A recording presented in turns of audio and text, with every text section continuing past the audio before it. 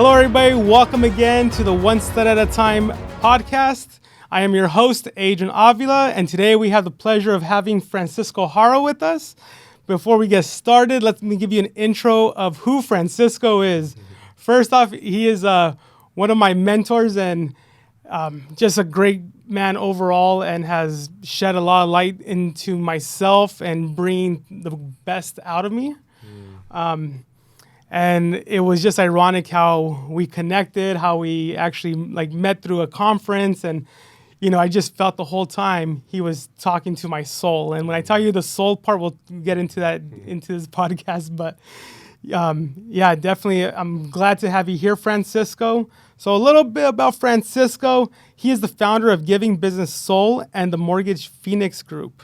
Over a decade, he embarked on a journey that was an intersection of business and philanthropy, driven by the realization that our external world mirrors our inner reality. And after earning a master's degree in the spiritual psychology in 2012, he dove deep into the reconciling the pains and experiences he had been gifted in this life. Gifted, remember that word, gifted, because we're going to talk about how we talk about what we say. And what we project out in the world is how we see things. This transformative inner work birthed a philosophy of giving business soul, with the conviction that business is a potent force of positive change. He now dedicates himself to helping others weave their soul into the fabric of business. This mission is more crucial now than ever, as the old paradigms crumble, paving the way for a new era where business intertwines with the shared human experience. We need leaders in this new renaissance, eager to imprinting their legacy and generosity and humanity.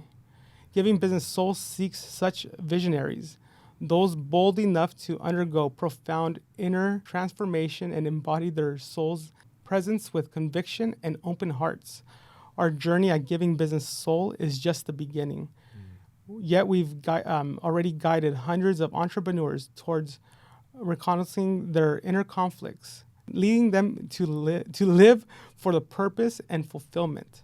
This is not merely about profit and market shares. It's about igniting the purpose that surpasses conventional business norms, offering life rich with meaning and impact. This is our quest for the Grail. With all honor and everything, I present to you guys Francisco Jara. Yeah, thank you, Adrian, for that. That was a very dramatic introduction. We should dim the lights for this and really got music into in the right? background. I mean, I guess I am someone that enjoys a little drama, but that is quite an introduction. It's a pleasure to be here. The moment that you asked, I was like, yeah, I'm in. Let's go. I'm in. Let's do this, right? So it's a pleasure to be here. Looking forward to this conversation. No, thank you. And just so people have an idea, Francisco, I mean, we talk about, the whole business side, but I want to give people more of the human side of us, right? Sure. So before we dive deep into this stuff, what are some of your hobbies that, a lot of, aside from the from the business side of it? Yeah. That's a great question. What are my hobbies? I would say that a lot of what I love to do is reading. I certainly feel like that's been a big part of my life since the very beginning. I also have two sons. They're 20 and 18. So fathering them, that's always I don't know if that's a hobby as much as it is just a big responsibility. But I enjoy also, just taking care of my body. So I'm always, kind of playing human laboratory and kind of learning about this beautiful temple that we have and optimizing it. And I'm just kind of down some deep rabbit trails when it comes to the way that we can just kind of show up in the body, and it's not in the conventional methods. I'm following different systems, and I think all the different reading that I've done, I've just become really intrigued with that. And so I guess the hobby would be to know myself, to know thyself. Right. A lot of that, and certainly I have two organizations, and For me, work is mission. And so that's kind of my worship as well. I think that's how I'm able to gift the world, this thing that I have. And so I work, tirelessly in that, 12, 16 hours. But, and that may sound dramatic, but it's also very balanced and harmonious. I sleep well, I get great sleep, but certainly I think a lot of my time is devoted inside of what I feel now is purpose and mission. Right. No, that's awesome. And we just not finished the 90-day challenge, because like I told you, I'm continuing on Right. even after this 90 days of no grains, no seed oils, all that fun stuff Yeah. that just messes us up inside. Sure. And when you say you play that human laboratory, I mean, we've been having this conversation about how I gotta see what is causing my sleep. So Yeah. for those who don't know, the Oura Ring is where he's saying he tracks his sleep with and everything like that. And it's his goal to be at, what, 95? Yeah, I'm like averaging 95, 96 right now, so it's up there. Yeah, and so right now I'm struggling a little bit, but we'll be getting up there Oh, yeah. little by little. But again, it's like, we play with our body to figure out what it is that's causing it and everything. Yeah. So I think I've taken that on now. So Yeah. I told Sue this morning, I'm like, oh, my sleep got a little bit better. Yeah, big improvement from yesterday From to today. yesterday. I was like, oh, okay. But it's, and so I find that interesting that we find it now as a hobby that we're playing with our own bodies inside to just Yeah. figure out what works for us and what isn't working for us. Yeah. And so I got a lot of work to do to catch up to that, but Yeah. little baby steps. Yeah, well, I mean, I think that's, to be honest, like, I mean, the way that, I mean, so many ways, I think that the greatest work that we can do on this planet is to know ourselves fully. Yeah. And that doesn't only include our psychology, but also our biology. Yeah. And when we start to kind of do that, it's pretty astonishing, because you start to really touch some really beautiful sensations in the body, and I think that's where the true wealth is. I think we're here in 2024, and the sort of current paradigm of get to the top, make money, forgo relationships and your body and health. It certainly is not working, and I think there needs to be a new pathway and new reference points for people to go, oh, that actually looks like a much better sort of approach to life. That person looks happy, they feel happy, there's an energy that comes from them, they have success, but they're also doing philanthropy. It's a really harmonious sort of archetype, if you will, and that's the game I'm playing, man. Yeah. I love doing the great work, as we call it, and I think, I don't know if I'll ever stop tinkering and laboratorying myself. I don't think we will. Yeah, it's I think pretty fun. It's pretty fun to do. Yeah. Like the other day, remember I told you I went to bed and I couldn't figure out why I couldn't go to bed so early, but Yeah. I was just up. Yeah. But again, it's like tinkering with the body and feeling ourselves and what we're doing with Yeah. that. Just to give a little bit of background to the individuals listening and watching in, do you mind sharing a little bit about your journey? About, I know you talked about battling cancer and actually getting through that. Is that what made you start like really focusing in on the body after that pact, or have you always been that way? Yeah, that's a great question. So my journey begins, as I mentioned, I really love to read. So when I'll back it up maybe even a little bit further. When I was 2, probably closer to 3, my mom brings home a puzzle from a yard sale. And she shows me how to put the pieces of the puzzle together, and she shows me how to do that, she said, and then she walks away, and she comes back, and I got this little 20-piece puzzle put together, and she said that was my first toy, and she just continued to bring me bigger and bigger puzzles to a point where I'm like 5 years old and building, a couple 1,000-piece puzzle. Wow. Then at 13, I think it was the next impression point. My uncle gives me a first business book at 13. I devour it. It's called How to Keep Customers for Life. And so as a 13-year-old, you're not supposed to like a book like that. Like, what is this about keeping customers for life? It makes no sense. But I think there's these little impression points. I call them breadcrumbs from God, where it's like, hey, that's an important element that'll be necessary or a part of your journey. And so I just started reading everything I could because my uncle said, hey, leaders of businesses read 6 to 8 books a month. And I just kind of thought that that was the norm. And I was a little speed reader. And he had a vast library because he was a pretty successful entrepreneur. And so when I graduate college with a degree in economics, I venture outside of the family business. And I had read so many business books as well as like just stuff on health. I'd gone to my with my uncle to like seminars with Anthony Robbins, and so then I just started kind of following these blueprints that they would give you. And especially at that time, it was kind of like the food pyramid. Right. So I think discipline is my superpower. So I was like, tell me how to do it, tell me what works, tell me what's going to get me to the top. And I just did that, you know. So I was always, I think, somebody that was following a blueprint. And so I get out of college and I have kind of a really fast trajectory in the business world. Within 3 years, I got 100 employees, 4 different offices through Southern California. Get the Young SBA Award for the Chamber of Commerce of LA. I mean, cruising along. And I think if you would have known me then, you would have thought, man, this guy's got it all together. He's got the business. He's got his, beautiful, college sweetheart he married. Everything's just is moving. He's got business and money and health, and then life throws the first curveball, and that's where I'm diagnosed with stage 3 cancer. And most people were stunned in my life because they're like, I was the healthiest guy. Right. I was eating what I was told was healthy, going to the gym, always working out, discipline in the mornings, doing the thing. And here I am with the stage 3, testicular cancer. And at that point, I had just read the Lance Armstrong book, and so it was like 6 months before, read the Lance Armstrong book. And then here I am 6 months later, and it's like, I'm diagnosed. I'm taking a shower. I'm in the North Shore of Hawaii, and I'm showering, and I just feel this huge lump in my testicle, and I was just like stunned. And the internet had already come out, so I'm immediately researching, and I'm like, I just read the book. I'm now researching, and I said, I got it. And so I get back and, go through the testing, and sure enough, I'm already at stage 3. So I'd gone to my lymph nodes. I had a bunch of tumors on my lungs.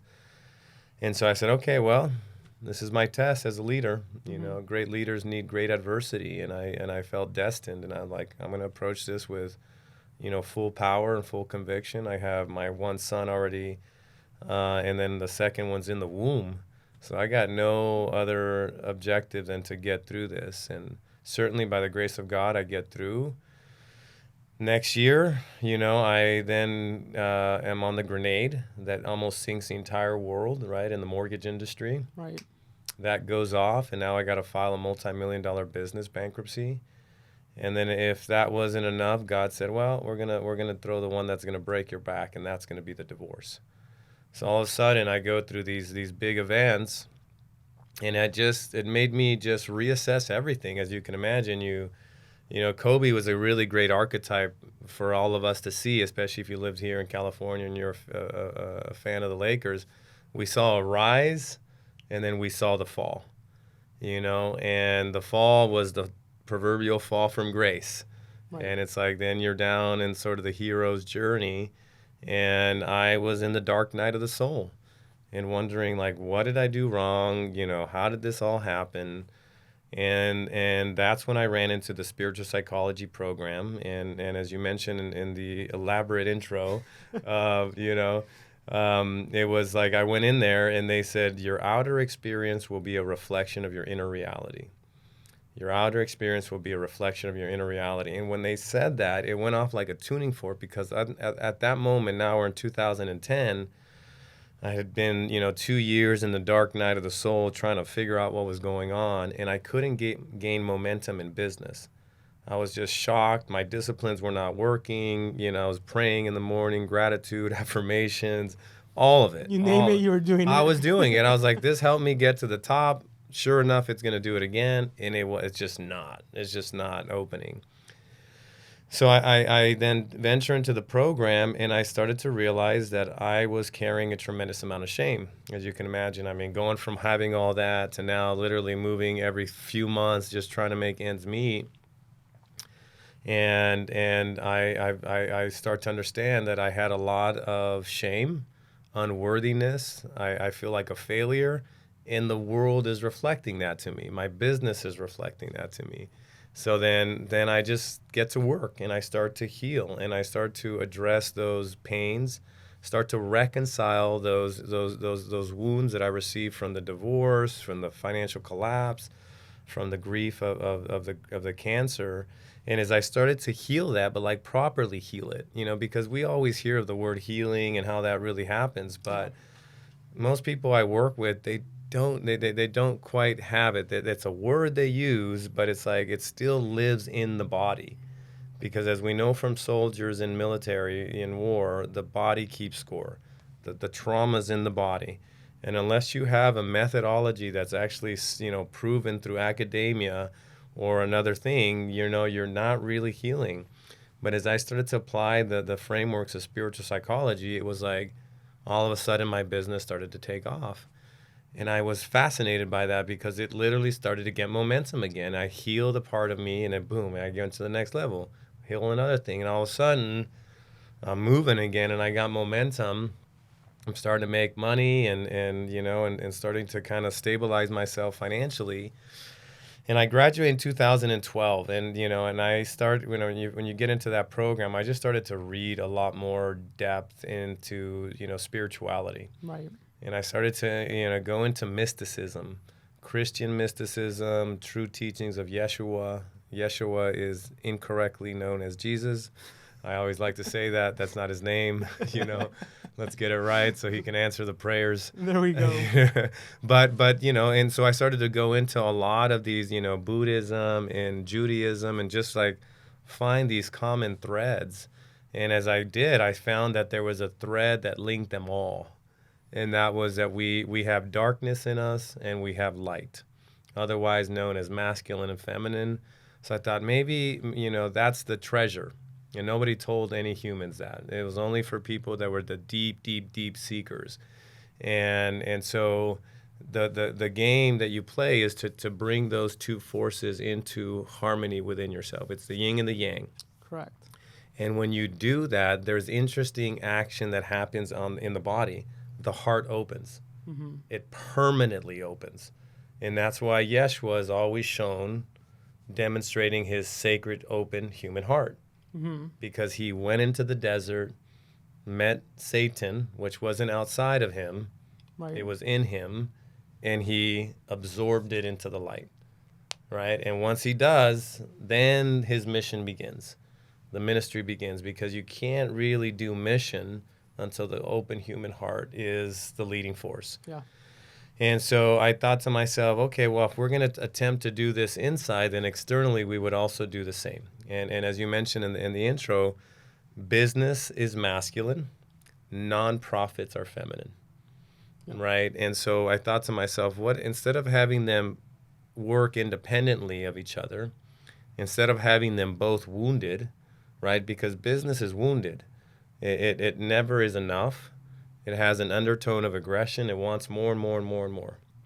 Nonprofits, beautiful ideology, but they can't quite achieve what they set out to because there's a component missing. Right. I thought to myself, it makes perfect sense. Bring them into union. Bring them into one organizational structure. But the nonprofit or the philanthropy, the philos anthropos, the love of humanity, has to be the guiding light. Mm-hmm. It has to be the seed. So for me, it was to build homes for women and children, and then I would use my mortgage power, my business acumen to move that endeavor forward.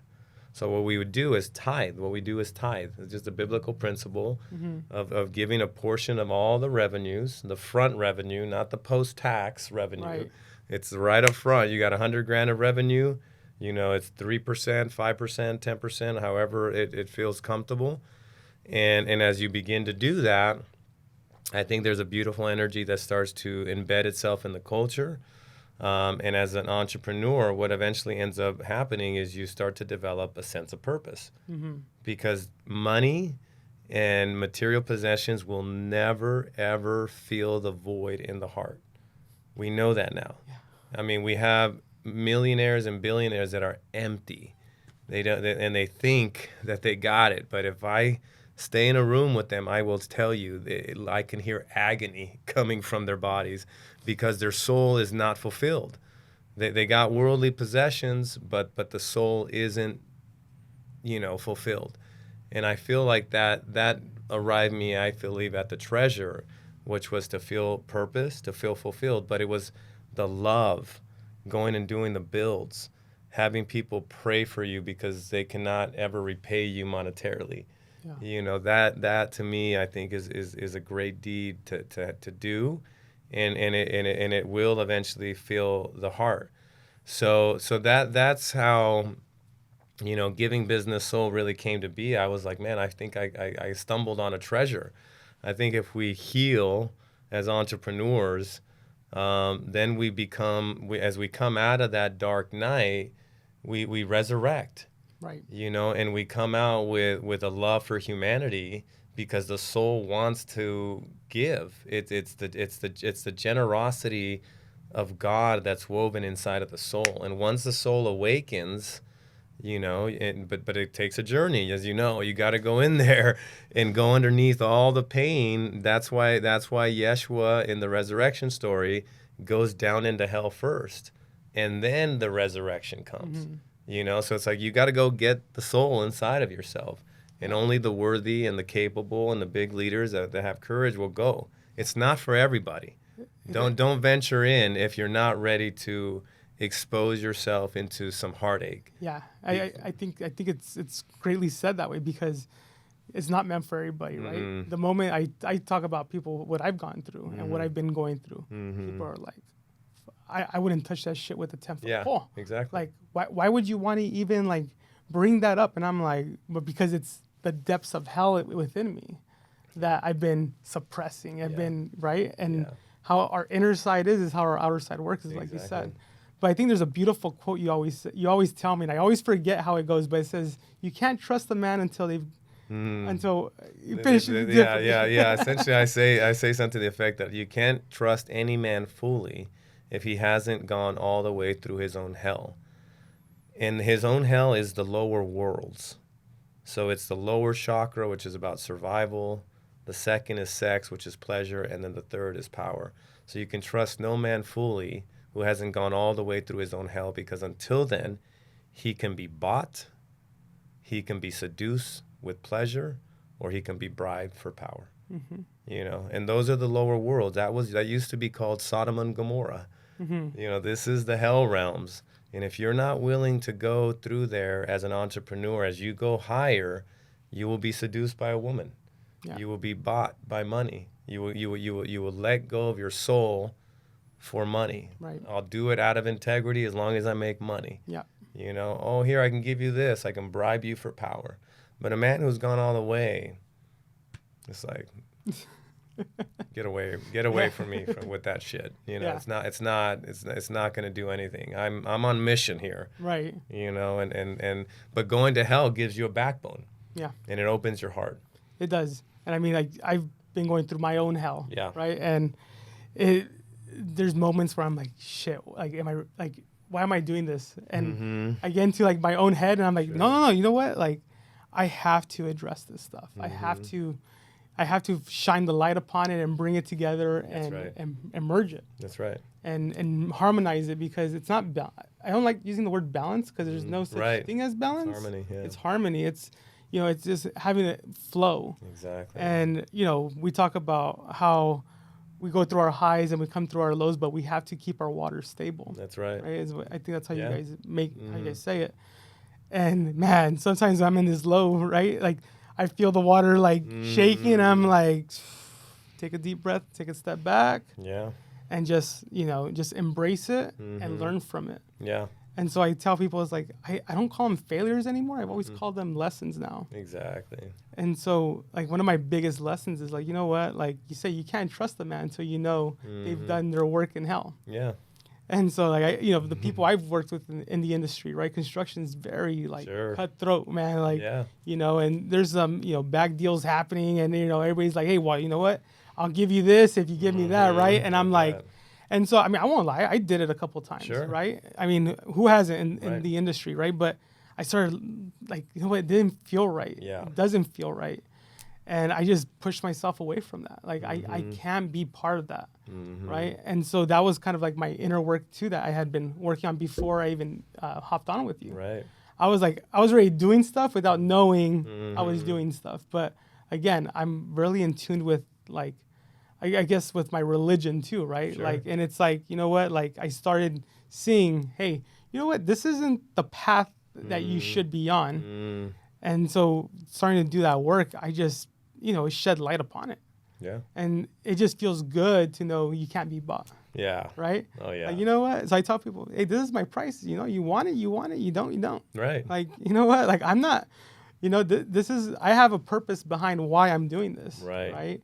And people are just like, why would you give to, an organization like McKinley when it's like, what are you getting out of it? I go, nothing. But if I could change one kid's life, There you go. that's all that matters. Yeah. That's the big work. So it. to me, I question to you is like, what has been the biggest lesson you've learned going through with all the work you've done? Yeah. Like, what's the biggest lesson you've learned? Gosh. What's coming up for me right now is that, we're known, the human species is known as sentient beings. Mm-hmm. Sentient beings, which comes from the root of sentir, to feel. I believe that the superpower we have as humans is to feel, is to really understand that the world is made up of vibration and frequency of energy, and that the better we get at interpreting that in a space, we become emotionally intelligent. We start to activate a superpower. But that superpower, especially for men, does not come unless you integrate your own feminine. Because the feminine is the feeling portion. Women know this very well. Like if you're a creator, Adrian, and you're an intelligent being, and you're saying, I'm going to create two beings. Here's a man and here's a woman. And this woman, I'm going to imbue the ability for her to birth children, to birth child, to take a spiritual being, take it in her womb, and materialize it and bring it out into the earth. That's a huge responsibility. So I need to give her additional faculties to sense what's safe. She needs to be able to pick up what's right, what's not. She needs to have an additional intuition, an additional gnosis. Mm-hmm. And it's embedded in the feminine essence. And I think that the greatest work we can do as men is to do the work of going into those lower spaces so that we can integrate the feminine pole. It's called the anima. Mm-hmm. It's that portion of our psyche that's the feminine psyche. And for the Western world, we've been cut off from the feminine. It was sort of propagated through the Genesis story in the Bible. Because original sin is said to come from the feminine, because of Eve and the biting of the apple, we immediately, disassociate with the feminine. And then, because of that sin, it says that we're casted out from the garden, right? What's the garden? It's Mother Earth. It's the great feminine essence. And so immediately you have a schism, a wedge in our consciousness that literally pulls the feminine away from us, And because we've been separated from nature, from the feminine, from our bodies, the world is currently in the current state. We're trying to dominate nature. We're trying to engineer the weather. We're trying to do things that are not natural because of that split in our consciousness. And I believe that what is missing is for us to come back into the feminine, into the material, into the matrix, la matriz, into the womb, into the mother. If you look up matrix, it's mother, matter, womb. Matriz, matrix. Yeah. Mother, matter, womb. What we're doing is having to come back into the body. right? And think about it even for the great entrepreneurs, Elon and Zuckerberg and Bezos. They're literally developing rocket ships to get us off of the planet. Like, think about that metaphorically. It's like, who cares about the earth? Who cares about the body? Let's go find other ones.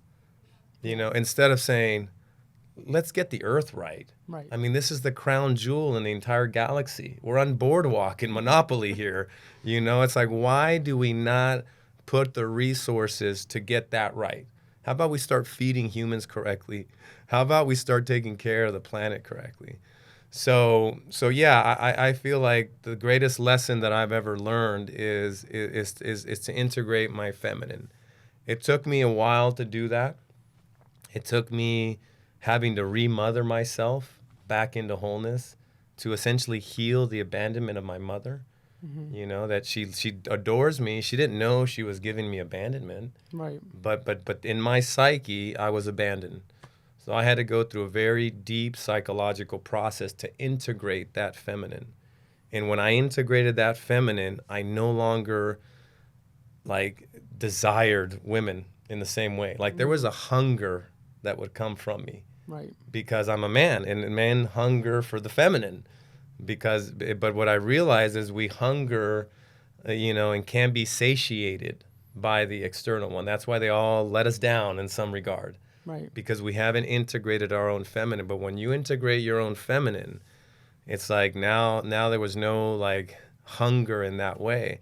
Now I could bring in a partner that was complementary, not somebody that completed me. Mm-hmm. That's a disaster. And that essentially is Hollywood's way of creating more trauma. You complete me. Yeah. It's like, no, that's too much of a responsibility on anybody. Right. So I'm going on a lot of tangents here. No, but it makes sense though, right? Yeah. Because then people use it as the crutch now. Exactly. And what happens when the crutch gets taken from you? Exactly. You fall. Right. Right? Exactly. So, and I'm excited because I'm not starting the journey, but I'm going deeper into this journey with you on it. Yeah. And just to be, you shed some light about, embracing the feminine part. And I think that's where I kind of went wrong in some of my stuff because I was either too masculine on the business or too feminine on the business. Right. And I wouldn't harmonize it. Yes. And I had this conversation the other day and I was like, I realized it. Like, it was like, oh shit. Like, I could either be this hard ass and all the time, or I was like this big softy and just letting people walk over me, right? Exactly. And so I'm like, oh, now that we start talking about this, it starts to make sense why we have to bring the two together. You got it. And I just feel that, a lot of us going through, being entrepreneurs, we forget about that stuff. Mm-hmm. or we don't know, right?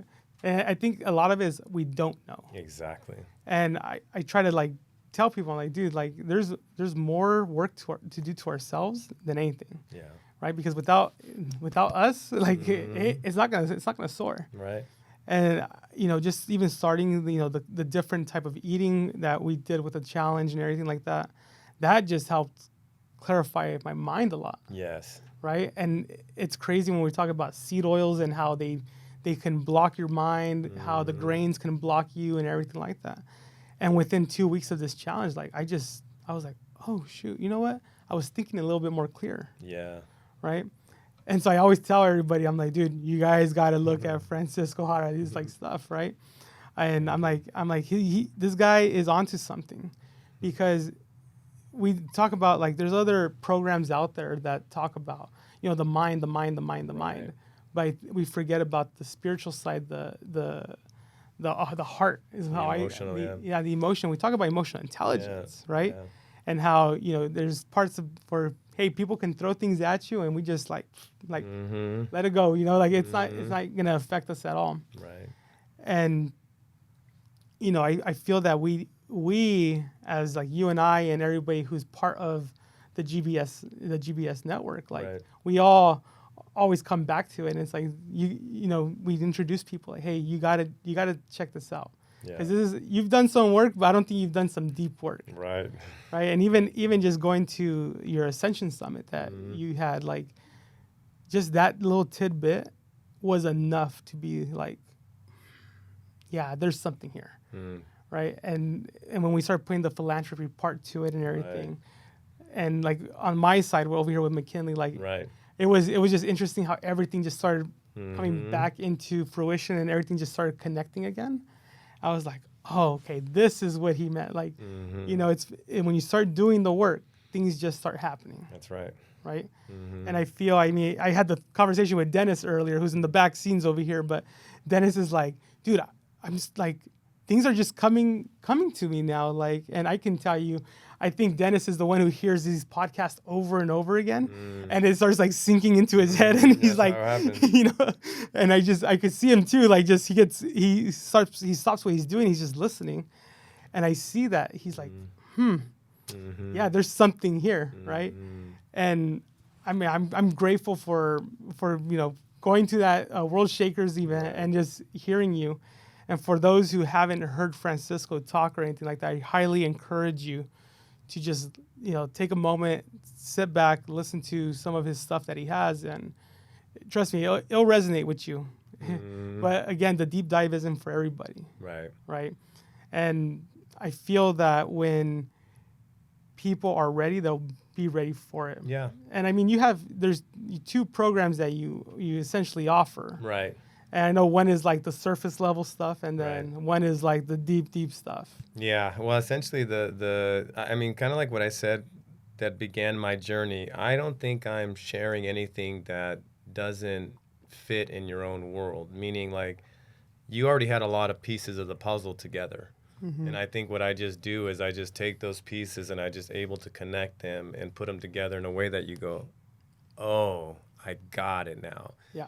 And then I start to give you language, you know, for these things. And as you start to develop the language, it just becomes really clearer, because it's like in the construction industry, if you don't know the acronyms and the language, you're kind of lost. And what I give people language for is the inner world and the consciousness and how it works. And once people start to understand that, and it starts to kind of, I'm speaking a human truth. It's not my truth. It's a human truth coming from God and saying, hey, here's where the real work is. And so really, ultimately, the round table, what it is, it's a curriculum that we design to prepare you to begin the descent into the inner space. And it gives you all the frameworks, the tools, the language for it, and it prepares you. And then those that want to go deeper like yourself, you know, that's where I have the path of the merchant. And the path of the merchant is really set aside for entrepreneurs who want to take this philosophy and say, hey, you know, I want to essentially, so I'll give you this frame. Right now we have corporations, right? Corp, right? These are dead entities. Corporations are dead, soulless entities. What we're going to be migrating over to are organizations, which come from organism. These are living entities, right? And these living entities will be powered by merchants, soul-centered entrepreneurs. What merchant is, it's an archetype that God sort of revealed to me. So if you type in archetype merchant, you will not find anything. This is unique to the giving business soul, to the journey that I had to go through to unearth this merchant. It comes from the etymology of light. Merkaba, light spirit body. Mer is light. A chant is a devotional song to the divine, a devotional expression to God. So what a merchant is a devotee of the light, right? Who uses their business as a force for God, as a force for good. It uses their business in a benevolent way, right? So this is an archetype that people on the planet are holding right now. They want to use business, but they want to use it as a force for good. They just haven't known how to do that yet. And what GBS offers that is a framework. It's an organizational blueprint that you can adopt to construction, computing, real estate, architecture. It does not matter. It's an open source blueprint. And when you apply the blueprint as a merchant, you develop a living entity. that where people are in the organization and they're evolving, they're growing, because the soil in your environment, kind of like you've done it here for Dennis, it starts to enrich people because the soil's rich with wisdom. And all of a sudden you take that nugget, and all of a sudden it's like evolution starts. Yeah. We start to wake up a little bit more fully. So the round table is the entry level curriculum. The path of the merchant are for these higher level leaders who say, hey, I want to introduce this into my business. So I want to continue to refine my psychology and my soul and my biology, because you will need a backbone and you will need strength in the vessel to be able to carry out mission when it comes to business. Yep. And it's a great platform for, even for people who are trying to start into business as well, I think. Exactly. Just to do the inner work and actually shed light onto themselves. Absolutely. No, that's awesome. And then I know you took a tour of McKinley. Yeah. How was that? It was awesome. It was awesome, and it's like, I think what was coming through as I was just kind of cruising the campus here, just how selfless the volunteers here and the people that work here are. Yeah. It's beautiful to know that on the planet we have individuals that are caring for those that need assistance. And obviously the world is in a space where it needs heroes. Right. It needs individuals like yourself and the staff and the team here, and saying, hey, let's contribute some time and energy inside of this. And I don't find, again, for me, it's to help women and children, because the children are the seedlings. They already come, I think, with advanced templates, advanced blueprints. And then they come into this 2024, and it's like, what the hell is going on? Yeah. And the food is all toxic. It's all poisoned. All the microplastics and all the drinking water and everything. And it starts to corrode, their mental health, because the health starts in the gut. Exactly. And so I think what was coming through is just the level of service here, and the hope that these children have because of all the campus and because of the volunteers and the staff. Yeah. Yeah, they have interesting stories when you get to sit down and talk to these kids. I can imagine. To me, it's like, if I tell people, if you can, donate time or talent, like not even the treasure part. It's more, I think what they need is more the time and the talent, exactly. Right? And to see what we can bring to them. So we're trying to develop some summer programs for them, or, I know some people are bringing in, like, I have a buddy who does movies. And he's like, I'm going to bring in some equipment so they can, shoot their own movie, possibly, see what they can do with them.